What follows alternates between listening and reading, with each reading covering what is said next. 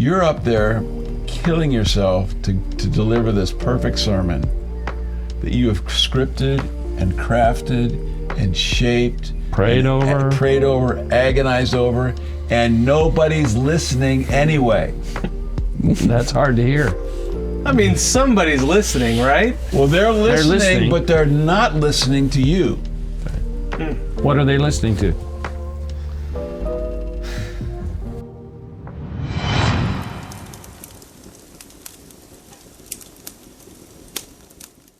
So tonight we'd like to introduce a topic that I think is fresh and new in this entire series, and we call it the audition delusion.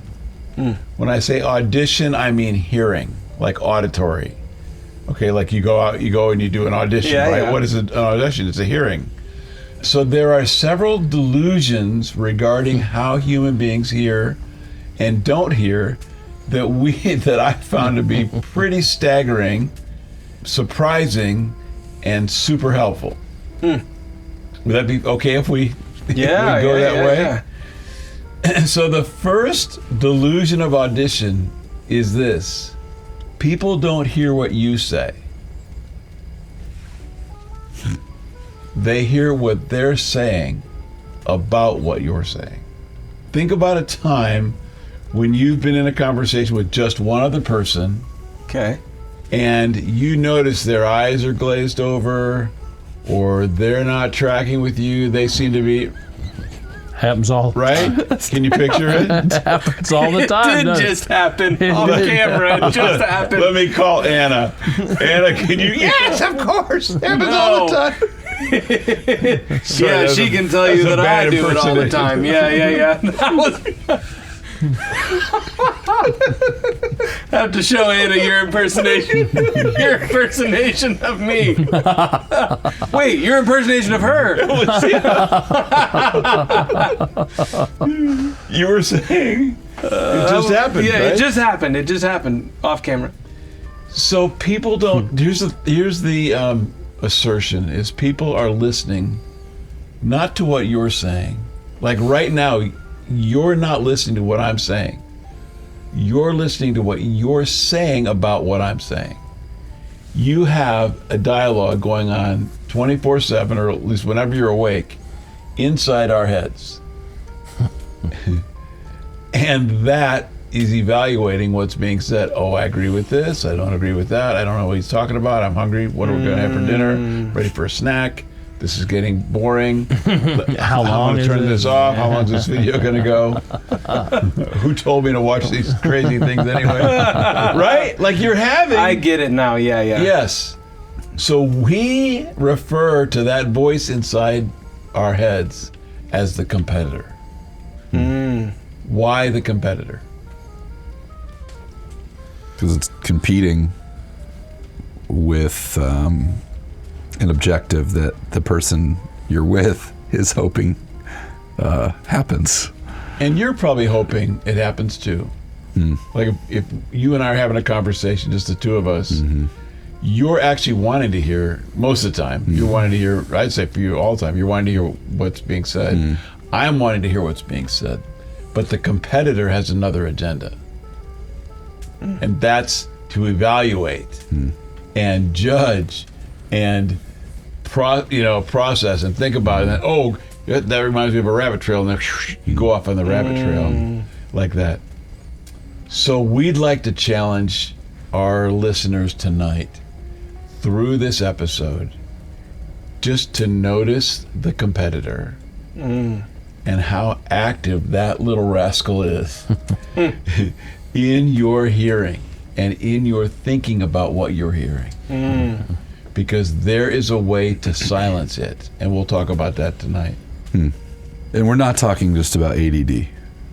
No. Sound like you were listening to a whole nother conversation. Could it be possible that you were actually thinking about something about what Kirk was saying? Okay, fair. Wow, so that's awesome. Yeah, so unpack this just for fun. Unpack the ADD thing. Yeah, what were you thinking? What was the... I mean, some of your illustrations that I was listening to, I heard as just getting distracted and not necessarily thinking about the thing that you're saying, and trying to interpret it and understand it, some of your illustrations just sounded like I just went, oh, over here, totally disconnected. So, which derailed me. And then I went, There you go. Then you ask a question about what you were thinking. Yeah. Which is wonderful. Yeah. I mean, when I think about, like, I feel like I've been trained in the past to listen and be prepared to respond. Yeah. So Is you're that- thinking about your response. So yeah, I'm thinking about, like, that's how fair. do I engage what you're saying with whatever I'm going to say next, and I don't know. Yeah. And often with good motives, like Yeah, I with want good motives. to give them the information they're looking for or Right. asking Right. for. Yeah, or show them I'm listening by participating in this way. I don't know. So is that the competitor? Or a role that the competitor is playing? I would say yes. It's well intentioned, but it is the competitor at work. Like, what if instead of wondering about or preparing to say the next thing,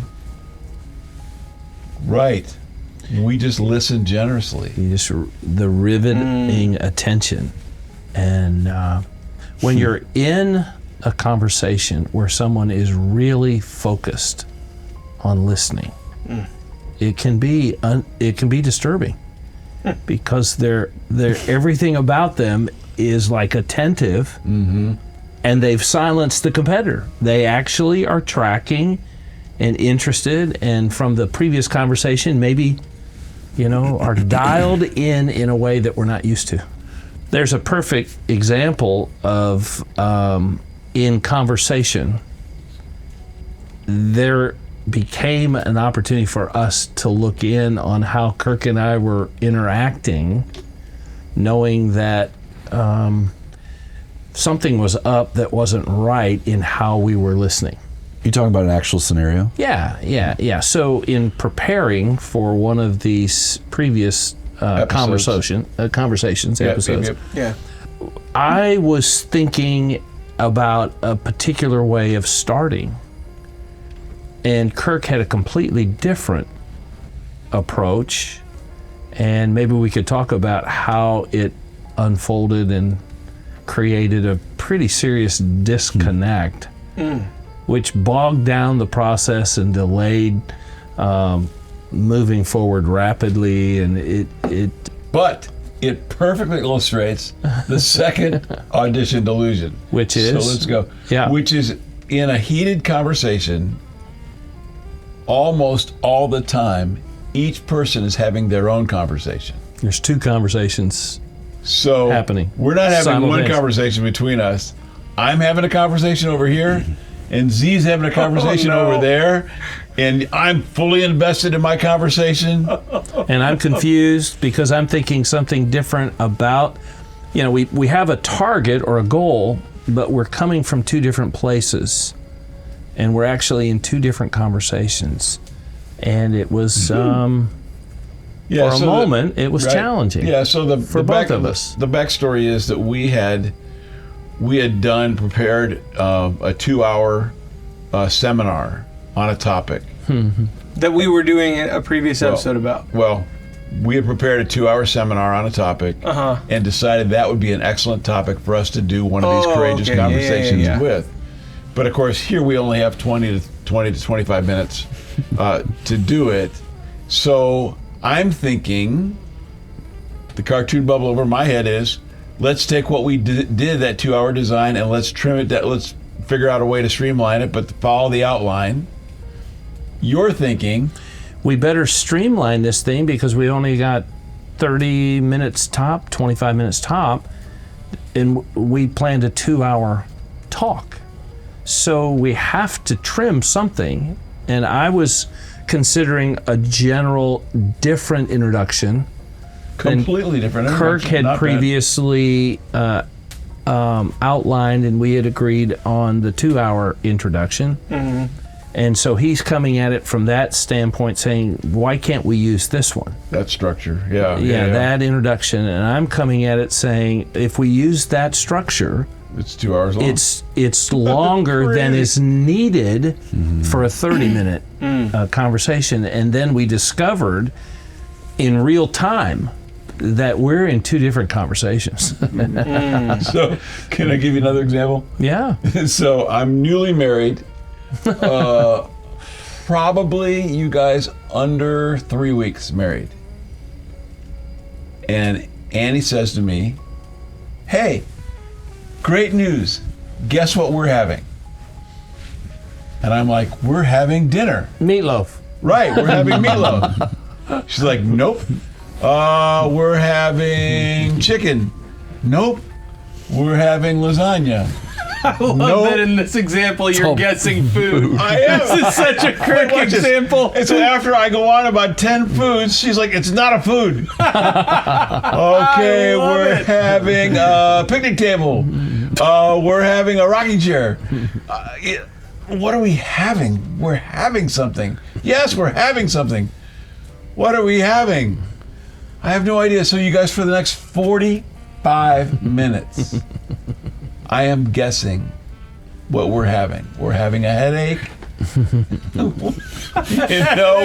We're having a car accident. We're having. It's going strongly downhill. What on earth could we be having? Oh, no. And everybody watching the video is going, "You're having a baby, you bozo," which was the answer. As soon as she blurted out, because I said after 45 minutes, I give up. I give up. I have no idea. We're having a baby. I froze. And I didn't speak for another 45 minutes. Ooh. Because my competitor was going, "You're not ready. You're not mature enough. You're not old enough. You're not prepared for this. You don't have the finances. This is not going to work. This is terrible." Right? My competitor, man, was going a mile a minute. Guess what the competitor on the other side of the room was saying to Annie? Does he care? He doesn't care. You're all alone in this. He was happy to participate before, but now that there's a baby, he's going to abandon you. You get that? Two ships passing in the night. Completely different conversations. Wow. And it took a load of Annie's tears for me to even begin to get a clue. Actually, and it wasn't until the next day. I was at the office at work, and I said to somebody, "We're having a baby." And they were so happy for me. Right away. Right away. And I went, like, all of a sudden, boom, I just wow. popped out of it. My whole oppressive, responsibility funk. "Oh no, this is gonna be terrible." Wow, we're having a baby. Everyone's happy for me. It was so great. It was so great. Does that help to illustrate the? Yeah. So when you two were planning, yes. I hear you were both coming at it from different angles, but was something like that happening? While Yes, you were I'm planning? having a conversation. I'm going through the outline. I go, like, why on earth is he talking about putting the Walker story at the front? This doesn't make any sense. We don't do the Walker story until page 3. You're over here thinking we got 30 minutes. 30 minutes max. We got to get to it. We want to start with a story because stories are more interesting to the audience. They, like all that stuff, right? Yeah. So you're having a completely legitimate conversation in your head. Yeah. I'm having a completely different conversation in my ish legitimate-ish, but we were totally missing each other. And here's another aspect of that. I knew we weren't communicating, and I could see Kirk struggling with what was clearly different than what we had prepared in advance, and rather than reach for him and try to resolve his conflict or our conflict, I chose to let him struggle.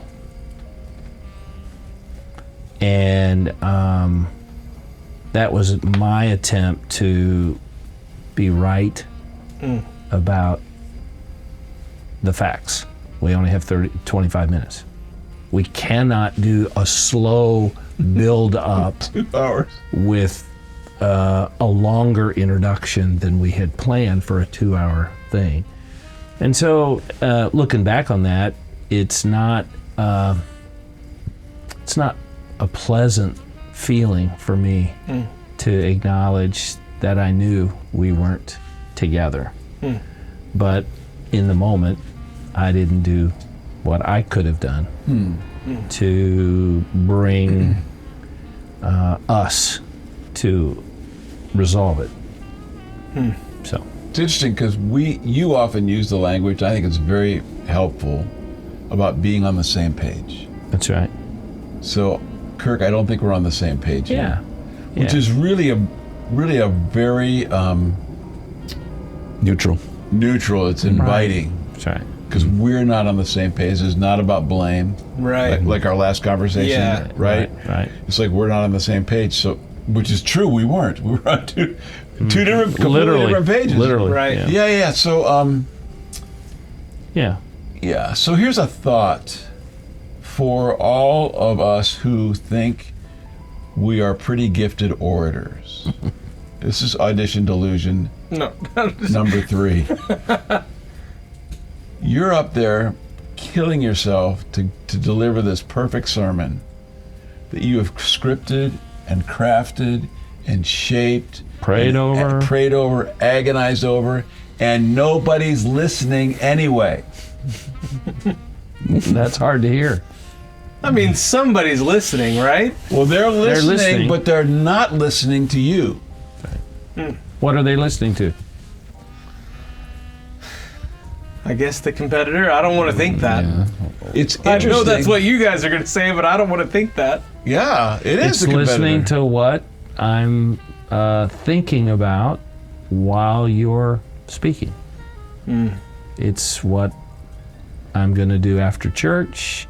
It's other passages of scripture that are coming to mind. reminding me of this. Yep. It's my phone went off, and so I'm distracted. And in fairness, it's how does what you're saying apply to me? So I'm thinking about application, and I'm listening for carryover or overlap of stuff that God's doing already in other ways in my life. So I'm listening to everything. That causes me to want to ask, Yeah. is the competitor always bad, or do we have to avoid it all the time? It's a great question. I have my own answer. I'm interested in what Kirk says. Is the competitor always bad? The competitor is always competing.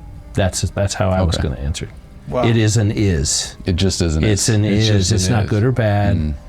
The challenge that we're offering is that we're attentive to the listener, and we can actually silence the listener The to improve. competitor. Sorry, what did I say? You're Silence attentive to the listener. Yeah. let's do that. Silence the competitor. Silence the listener. I think that is good. Well, that's called selective listening. Audition delusion. I didn't even know about. Listen, that's called selective listening, and I do that with Becky, and I'm embarrassed to admit that sometimes I'm selectively listening. Silence And the guys, listener. let's be honest, I don't think I'm the only one. You're I'm the just only saying, one. I don't You're think I'm the only one. No. Okay. I think it is interesting though. The competitor is always competing. That's That's such it. a. That's right. That rings true for me. And I think I remember earlier you guys started to hint at something that we've talked about outside of courageous conversations so far, I think, about maybe we have talked about it in the first season, I don't know, but the quality of my presence with you is affected Oh, Absolutely. by the competitor, whether the 100%. competitor is doing something good for the conversation or not. The quality of my presence, my way of being with you is distracted, yeah. Yeah, amen. which is interesting to think about that. Because I would think I'm applying a sermon to my life, or I would think, Actively listening. actively to apply listening or yeah. thinking about what I Yeah. might ask about what you're saying to know more. Like all of this seems good, and yet that it is affecting the quality of my presence Yeah. with you. So we want to offer that it's possible through rigor to rivet your attention on the speaker and silence the competitor all by yourself. You can actually do it. Because I learned this competency, was first introduced to this competency a couple decades ago at the most. Which means that up until that moment in my adult life, all I was listening to was my competitor all the time. I never, hardly any, the signal to noise ratio was like super low because it was just the noise was what I was paying attention to. And so I missed so many conversations and I missed so many nuances and I missed the implications of what people were saying because I was only listening at a very cursory level. And I'm not saying I'm perfect at this, but I am tons better at it, having practiced this and worked on it. You and I work on this together with each other. We've been trying to hone our listening. Now, here's what you do when you notice you've been distracted. Because we all get distracted from time to time. I'm a coach. I coach for a living.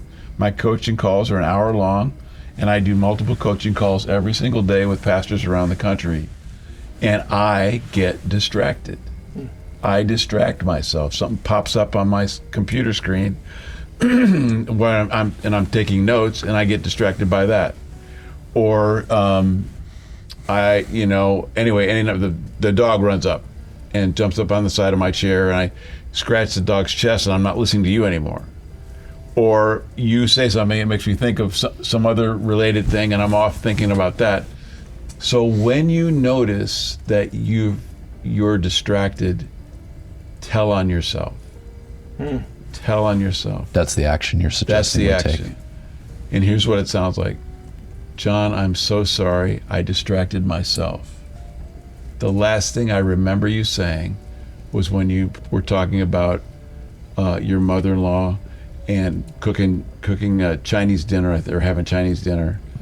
Can you go back to that and tell me it all over again, because I really want to know. That was 4 years ago we were having that conversation. No, I'm just You get what I'm saying? I do get what you're saying. Yeah. And it's humbling to admit it, but it's inauthentic to fake it, which is what I always had done through my adult life. Sure, yeah, right, good, great, let's pray.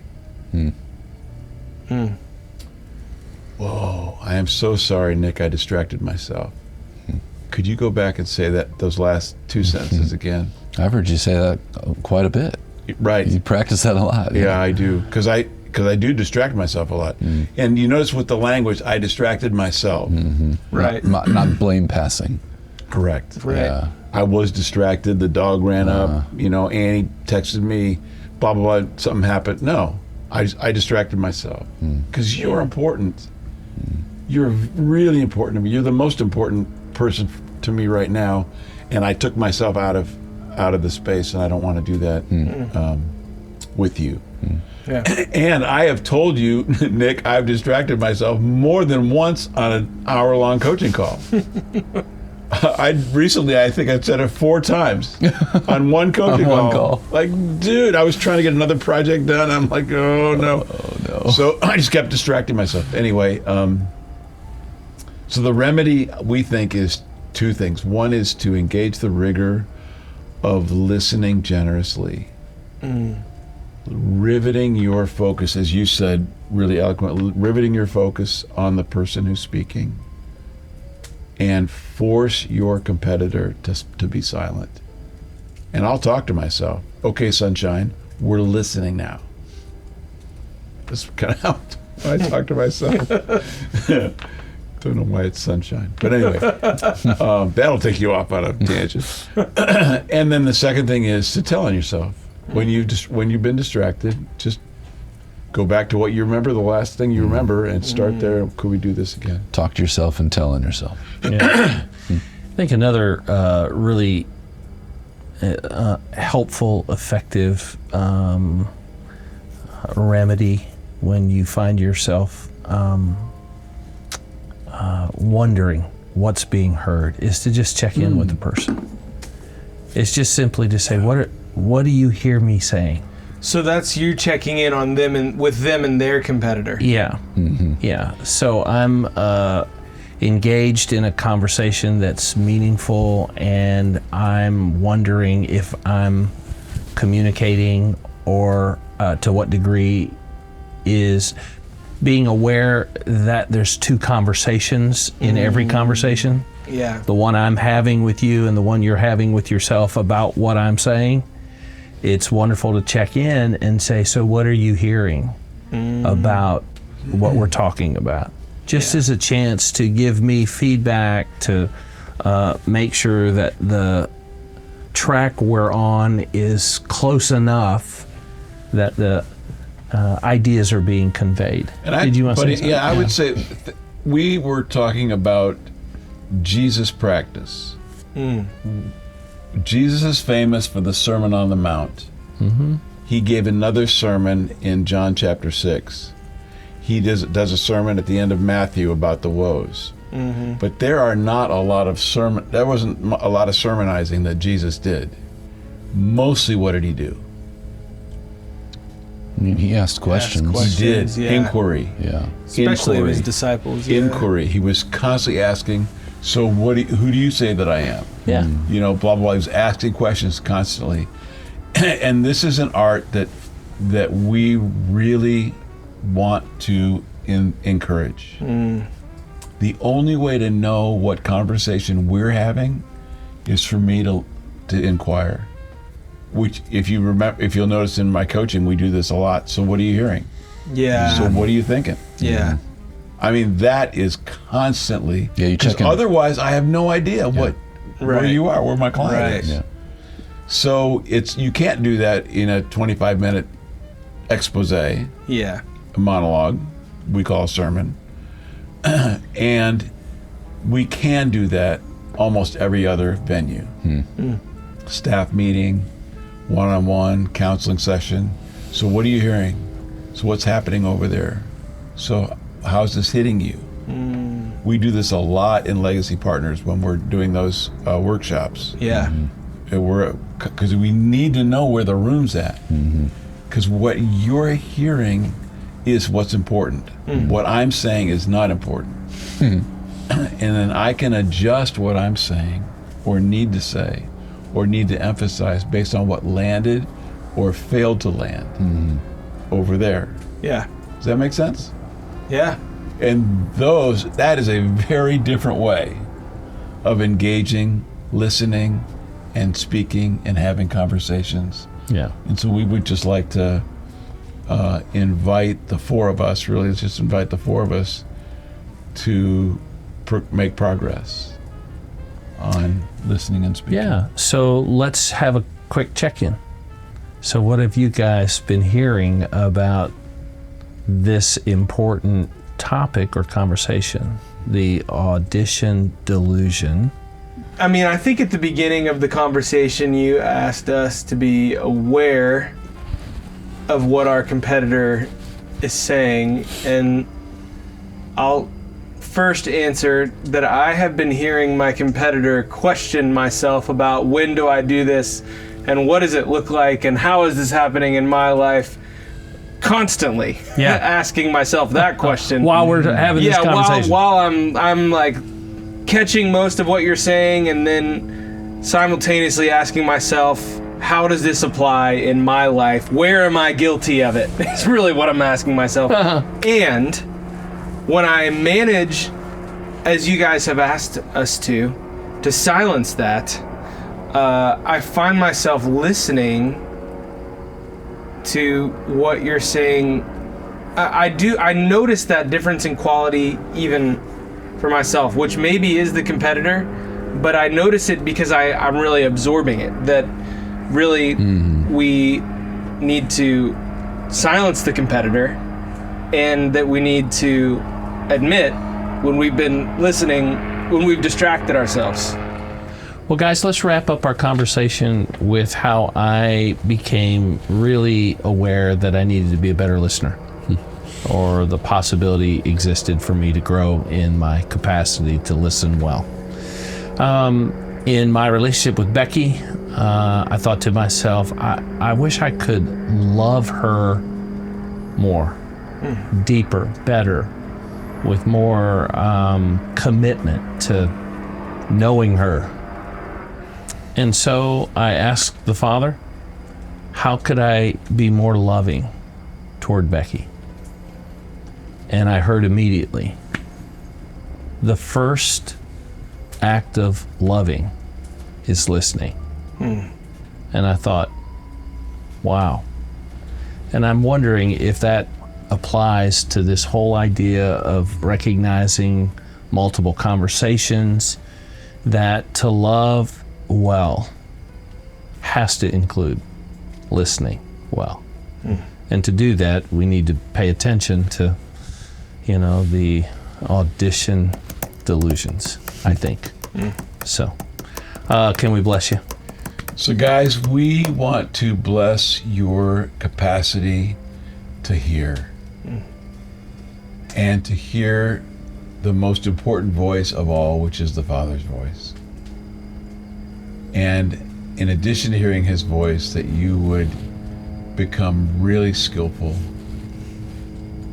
at riveting your attention on whoever you're with, whenever you're with them. And so acting in love toward them in Jesus' name. Amen. Amen. Amen.